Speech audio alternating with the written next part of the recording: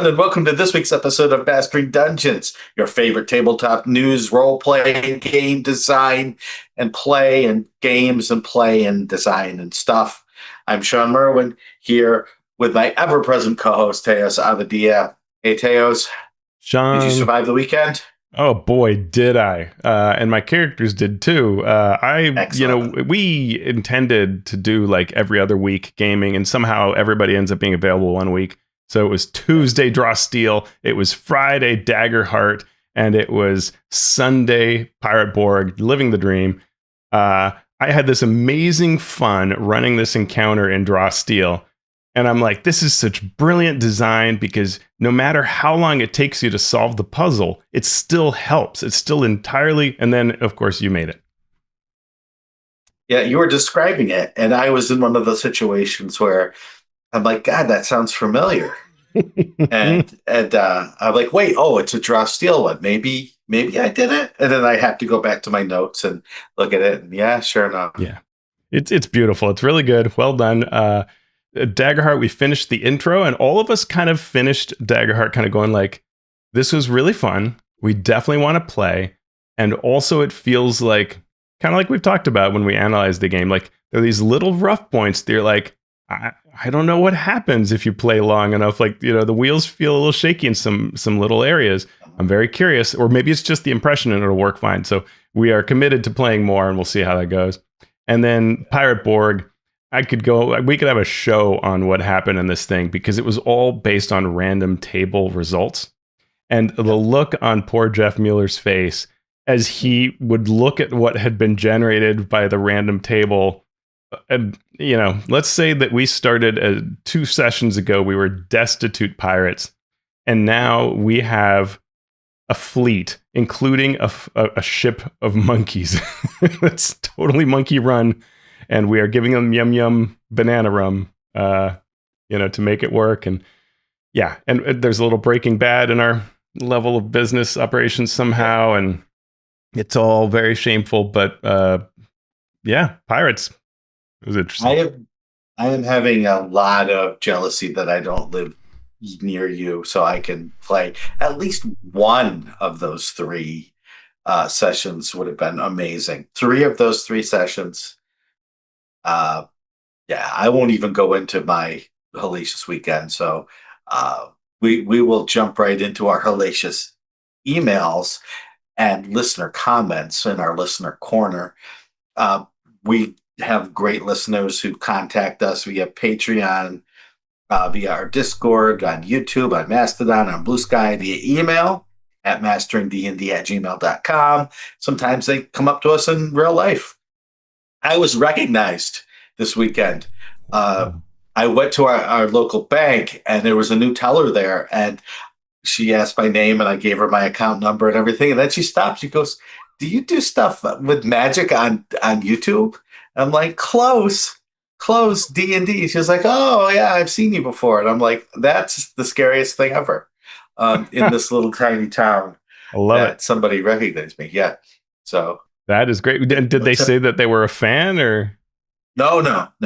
okay, just She somehow had didn't seen play you? D&D, but her family does. Okay. So yeah, but it Wow. was just, it's amazing to have that happen Mm-hmm. every once in a Mm-hmm. while. So, Yeah. but it's even more amazing to have our listeners interact with us. We love that, and we're going to start today via an email from Craig R. Green, who asks, "Do you include any sort of in-world explanation for why the PCs can suddenly start doing amazing new things when they level up, whether mechanical or purely narrative? In 2024 D&D, all the characters get these incredible new powers all at the same time when they hit a level 3 and get to pick subclasses. Why, and why all at the same time? What has the fighter been doing to prepare them to become an Eldritch Knight, seemingly overnight? Have you, as the DM or player, been working on setting up their arcane knowledge since the level 1 of their backstory? What about future levels? Do you do anything to explain gaining spell slots or class features? I've only been playing or DMing for about a year, so I fully admit this could be a blind spot for me and common practice at most tables, but I don't recall seeing this addressed in any of the core rulebooks or supplements that I read. Do you know of any game supplements that cover this topic? It may be that this is simply rolled into the idea of good character development and role playing, but to me it seems a forgotten element baked into the game, but not the story.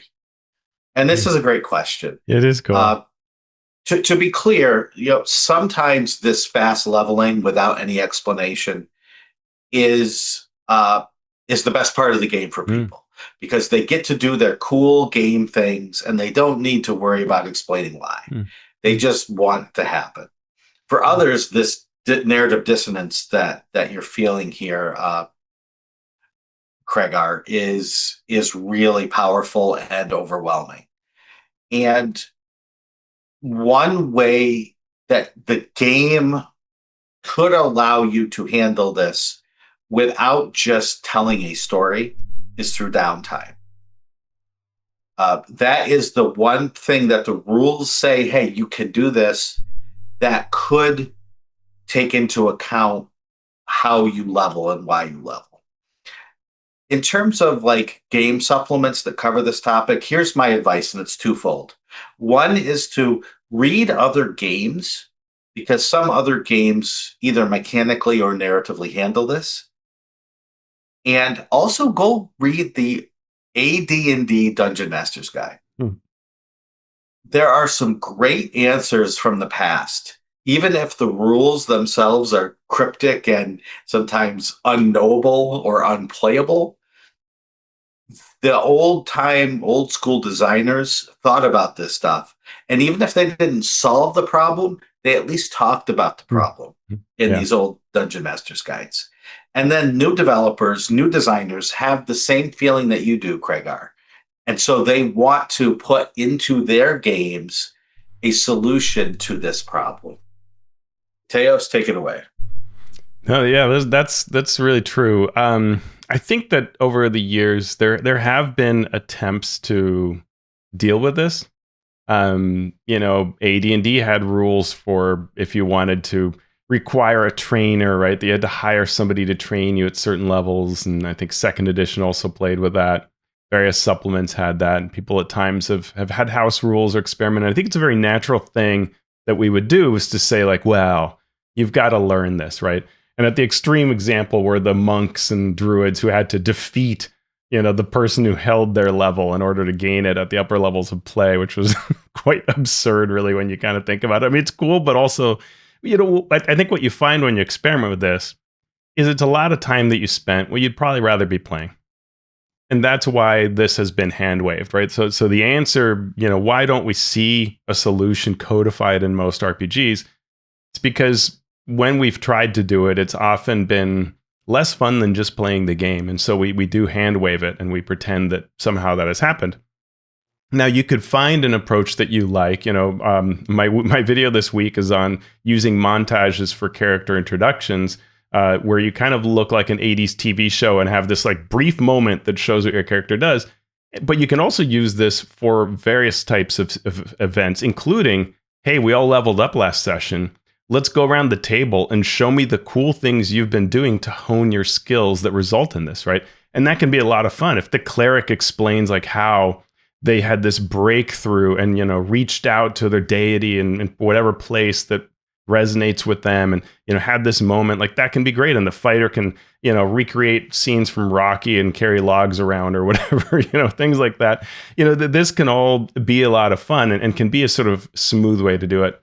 Downtime, which is in the 2014 DMG and Xanathars, but was removed from 2024, is also great. I agree with you, Shawn. That's a great way to do it as well. If you wanted to have, some activities that take place, and you could look at things like the respite and draw steel or other systems that could allow for that. But in a lot of ways, we're hand waving it, and sometimes that's good. Like it's been interesting to ponder the draw steel world, which has more fantastic elements than most worlds, right? Like four-armed species. Like, we have Thri-kreen, but those are pretty rare in most D&D worlds.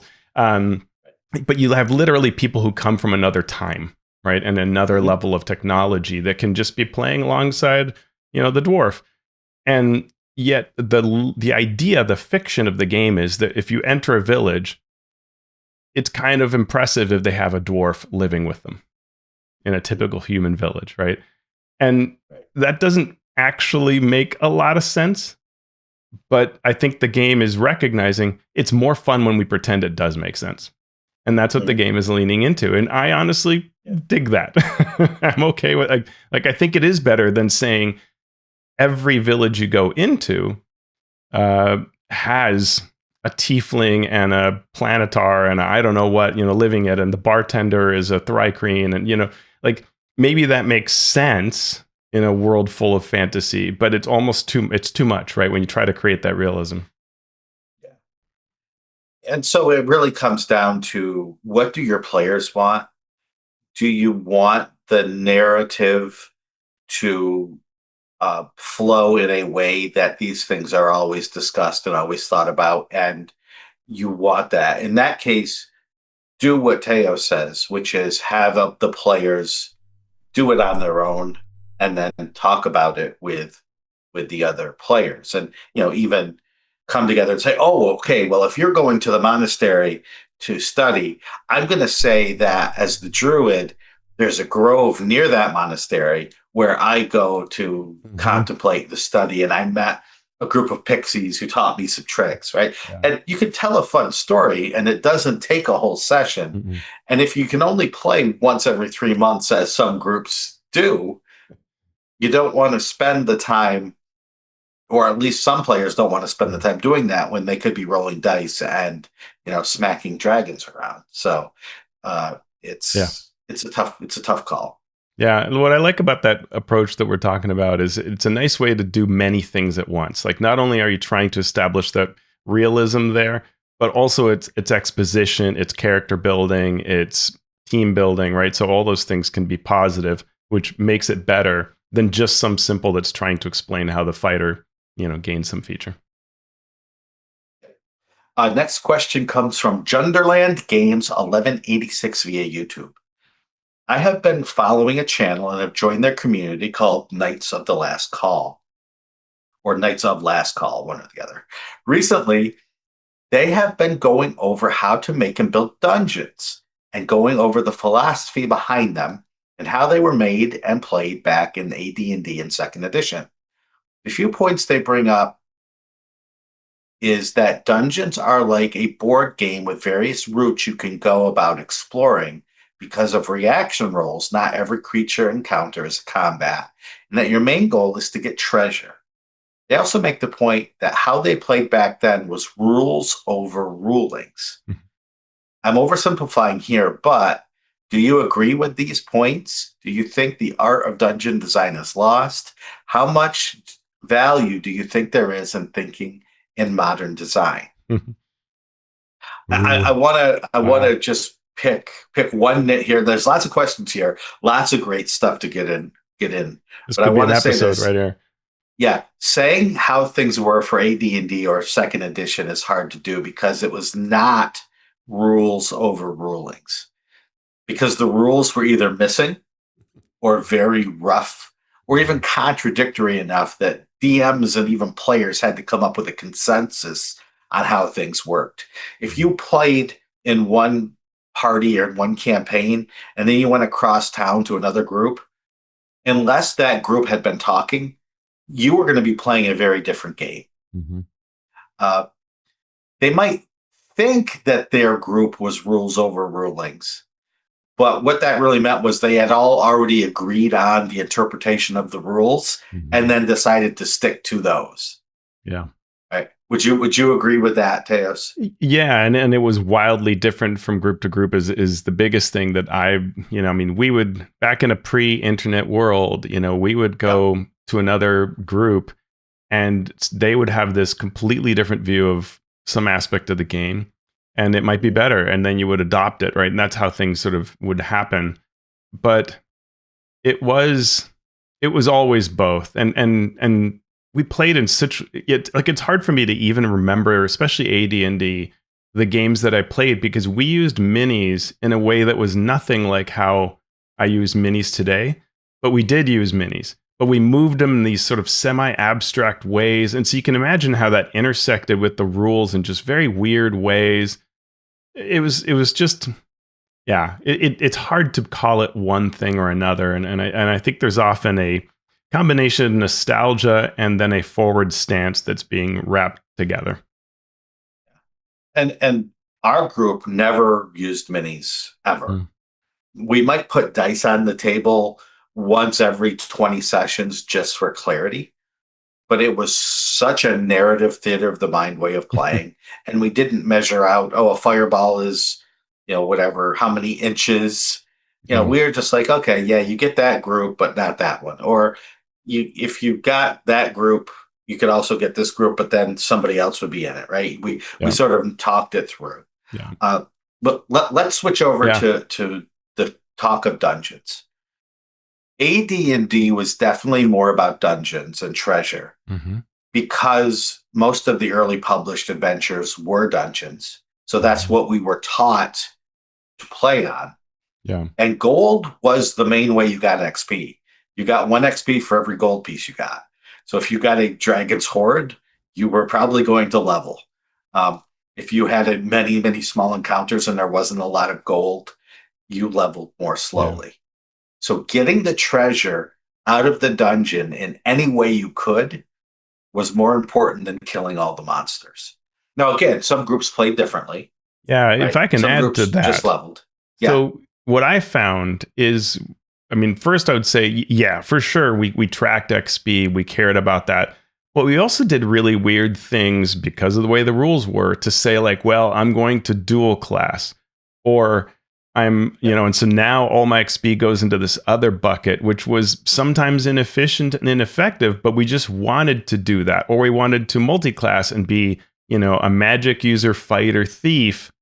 And that ate up XP in a way that was hard to figure out as a player back then without character optimization boards. So you just sort of did it because it's what you wanted to do. And so XP, you couldn't, easily say, oh, I defeated this monster, it helped me in this way. It was a more nebulous thing, at least for our groups, especially with our multi-classing and dual classing. And if you don't know what dual classing is, good, don't look it up. It'll just hurt your brain. But, and so I think that watered down the idea that we really were motivated for this in our group. The other thing was that we did play these dungeons and adventures that had big, strong themes. Like we did want to know what the giants were up to against the giants. Yeah. And we really were trying to figure out what was going on in Temple of Elemental Evil. And so it wasn't just that motivation of coin. I'd say coin was secondary. What we would do is when there was easy treasure, we were very motivated by that, right? To pry everything we could and sell it back at the town was definitely motivation. But our general motivation was actually story-based, even back then as kids, because that's what was interesting to us was, figuring out what was going on. Yeah. And that gets me to the last point here about, has the art of dungeon design been lost? Mm-hmm. And the answer is no, I don't think it has, but I think it's changed. Because I don't think the art of dungeon design is lost. I think the focus for really talented adventure designers just changed from the flow chart that was a dungeon to the flow chart that is now a story. Yeah. Because that's what a dungeon is, right? A dungeon is a flow chart. Quite literally, you start in area 1. There's only one way out. It goes to area 2. Now there's a fork here. You can go to area 3 or area 4.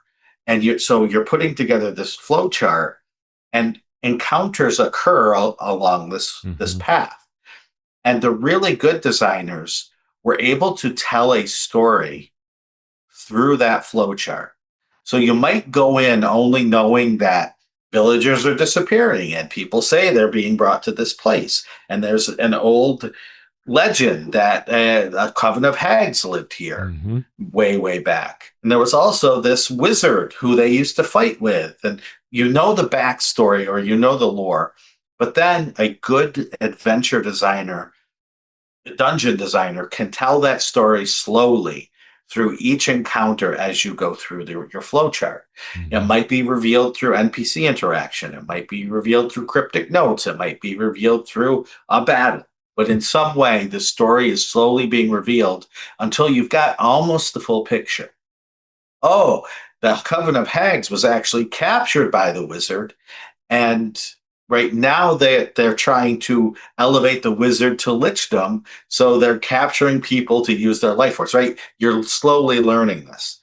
Mhm. So even though we've gotten away from dungeon design, we are much more sophisticated in terms of storytelling. Right, we've read books, we've watched television shows, we've watched movies, we've played video games, and we understand the expectations of storytelling, and we've better understood what a role-playing game can do, both at its core and at its different opposite ends, either very narrative, very Yeah. combat, whatever.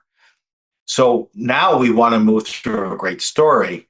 We also want our characters to have a closer connection to those stories for a lot of people, Mhm. right? So now we are more focused on getting that story told with the characters' input, rather than just focusing it on this very simple flowchart that these dungeons used to be. Yeah. Yeah, and it's interesting to see how this question ties into the previous one, where if all we did was just dungeon, you would lose that question of, well, how do you explain how your character has evolved, right? That shows that juxtaposition of we do want these other parts to our game, and when you start wanting the other parts, the narrative, the stronger story of what's happening behind the scenes that we're interacting with, and the mystery we're trying to resolve, then you have to make compromises. You can't just be in the dungeon, right? Just more dungeon rooms will weaken that experience. It'll take away from the things that in modern days we want, in the same way that, we generally don't stumble around going, gee, why aren't today's TV shows more like, pick an old show, right? Because the reality is, if you go back and look at those old shows, they leave us wanting today. And I think that's true of a lot of this. The concept of things like procedural dungeon design or always basing things on reaction roll can sound really good. And I think it is very fun to start playing with it. But I think that most people that really try those things out will find they want to adapt that in some way. Because never knowing what your combat is doing and having, say, 4 times in a row that, all the monsters in the dungeon just happen to give you whatever you want isn't fun. It isn't what you would find in a good TV show or a good novel. And that's the way we're approaching things. And so you want to have a little more of a hand in it, right? And the last question comes from SM Hillman via our Patreon. The conversation about living campaigns made me think about the various community creator programs that now exist. For those who enjoy writing adventures, this is a great way to scratch that itch. Do either of you have a favorite community creator program outside of the DM's Guild? This is another way for companies to drive interest in games, or is it just a cynical way to get free content for their games? Teos, I'm going to let you have this one. Sure. I mean, I'll start with the last piece, which is that I don't think any of these companies are being cynical. They are trying to drive interest to their games for sure, and to have a place where creators can congregate, can share their pieces. I can say that they're going to have a conversation about this with some other folks. The beginning of the DM's Guild was really, hey, we've heard time and time again, and this is Wizards I'm speaking for, loosely. Hey, we've seen time and time again that people are looking for a place where they can gather and share their things. Let's build that site. No thought went into, and we'll make money. Like, they were shocked that actually money could be made there, and had never expected that anyone could become professional out of the DM's Guild. It was a place to just share stuff and maybe make a little coin, but nothing, And so it was really just ended up being way more successful than anybody expected. Since then, that success has drawn a few more companies into the concept of it, but primarily what they're trying to do is drive interest in their game and create community.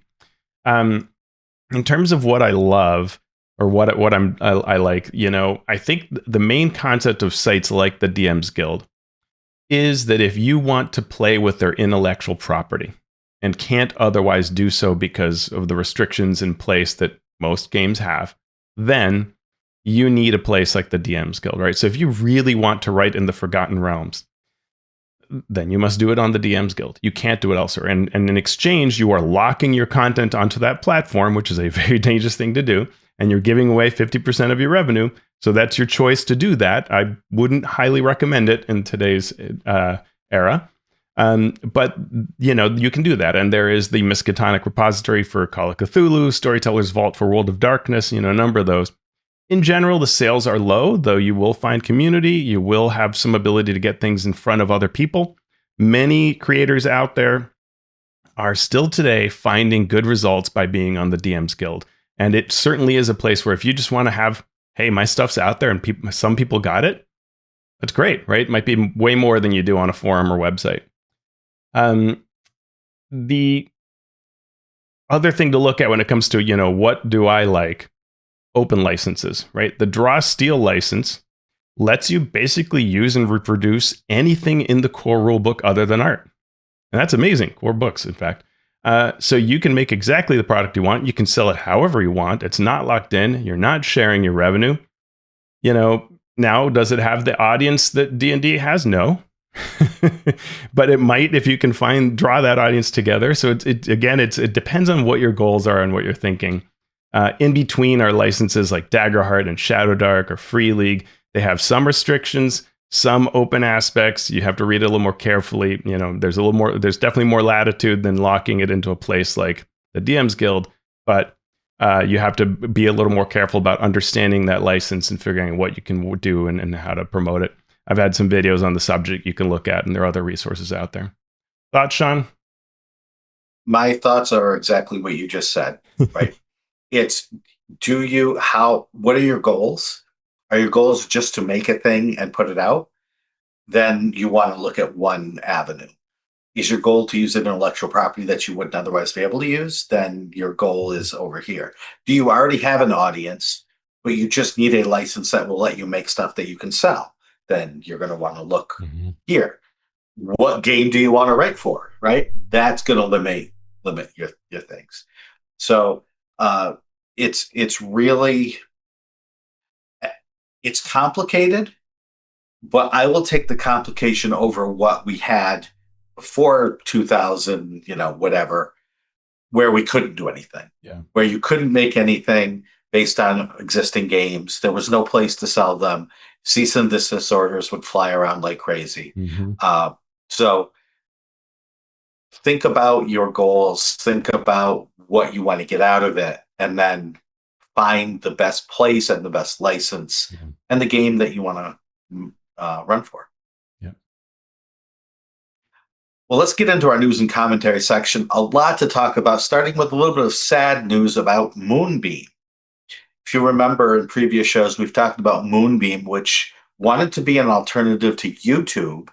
So it was a video platform where you would be able to post your actual plays, your content, and have a less restrictive way for people to see it and gain more revenue from the work.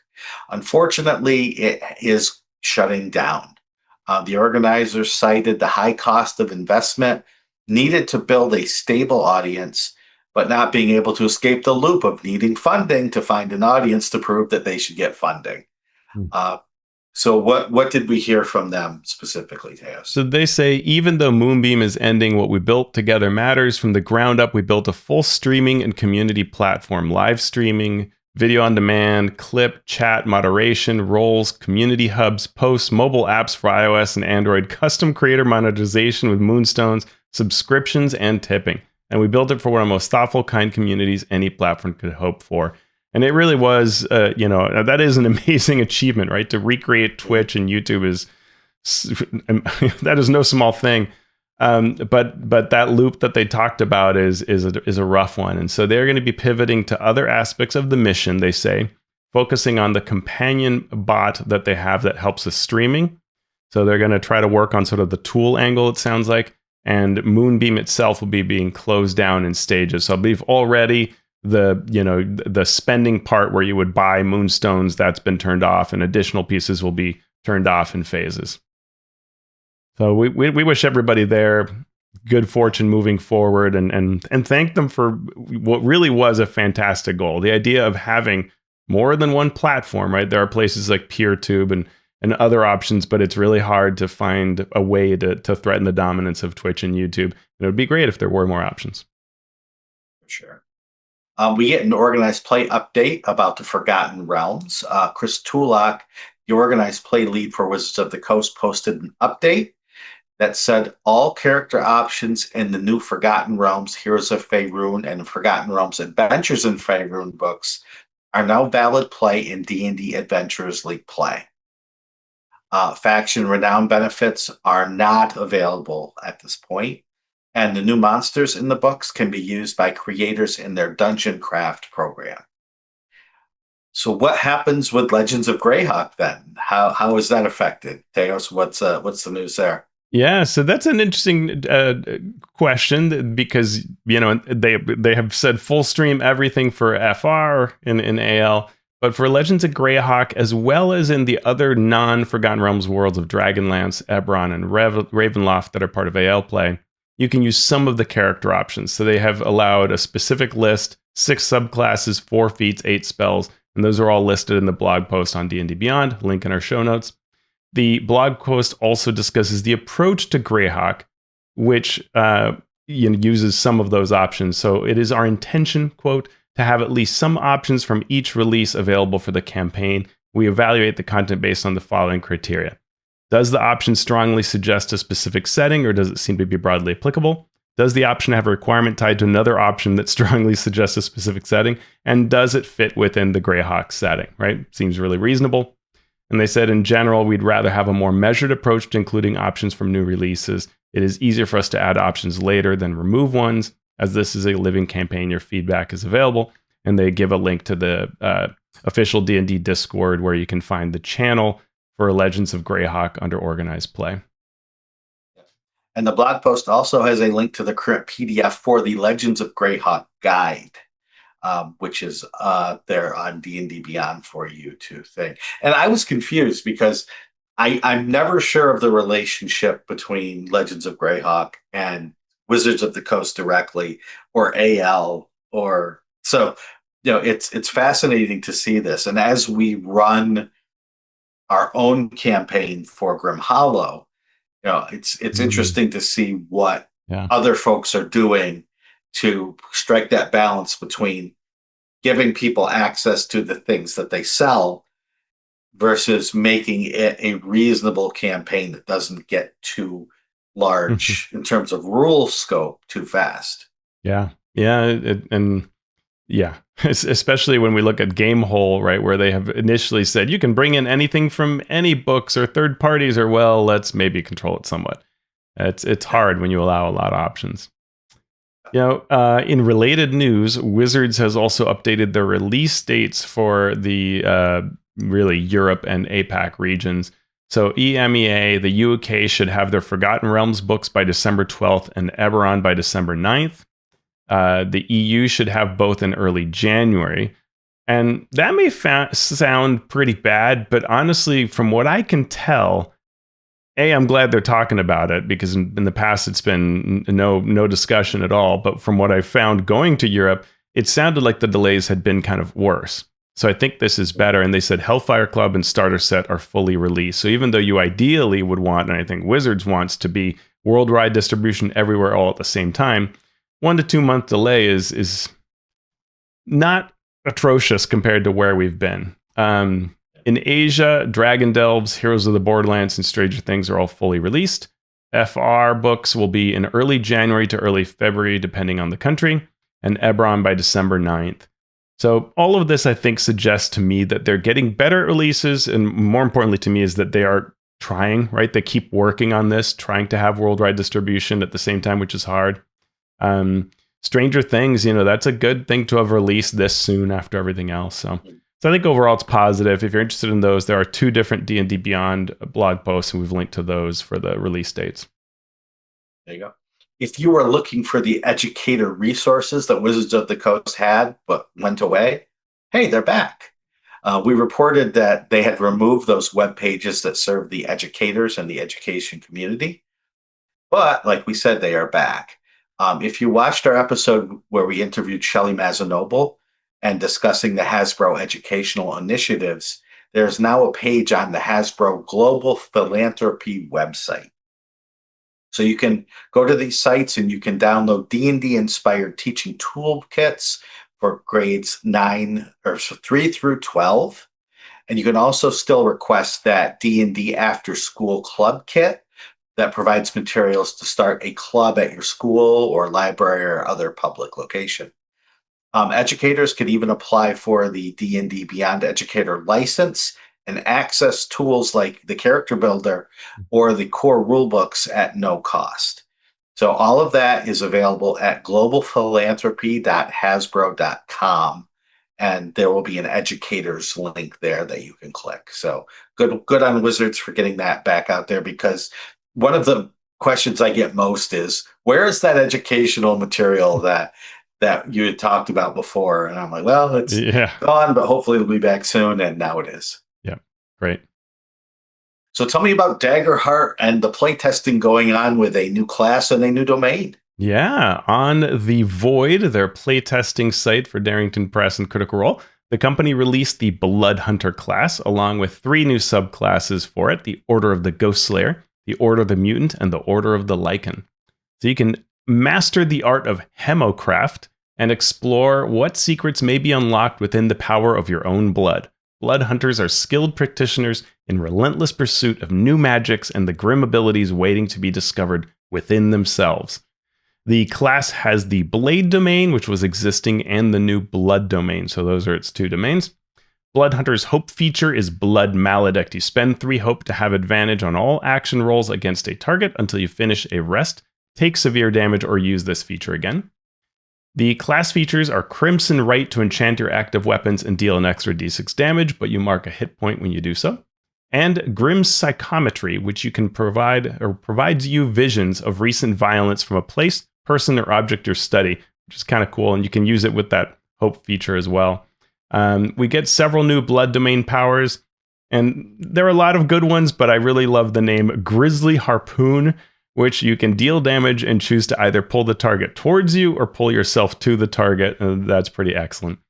The playtest material is also on Demiplane, and I could tell this was a playtest, Shawn, because the word Bloodhunter is sometimes 1 word and sometimes 2 in various places. So one of the things that'll probably come with the playtest is deciding whether it's 2 words or 1. We have all been there. Another news, HeroForge, maker of 3D minis that you get to create with your own choice of pose, ancestry, and equipment, has begun offering several Daggerheart packages. And because it was under license, you had to pay a fee to unlock the package, such as the Simian ancestry. And only then could you build a mini in the regular way and pay for it separately. So fans were used to just being able to build whatever mini they want and only pay if you bought the mini. Mm-hmm. And they were pushing back against that. On social media, HeroForge explained that this is in response to the community asking for licensed options. 68% had said that in a survey, they were between somewhat interested and very interested in offering of IP items. HeroForge said they are working with Darrington Press to make the packs available for no additional cost to those who have a Pro or Pro Plus subscription.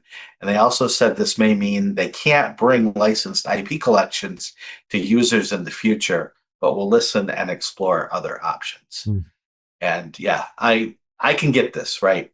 If you are having to pay to get this material, you have to charge people who want to access the material. Because it's not just yours. I mean, what I appreciate, right, is what HeroForge is trying to do is the right thing, which in the past they've had things like, they make a sort of ape-like creature that you could use as your Hadozi, and they make a, froggy-like thing and so on, right? And so they're just trying to make a thing without intruding too much on the IP, but enough that you can feel okay using that as your mini.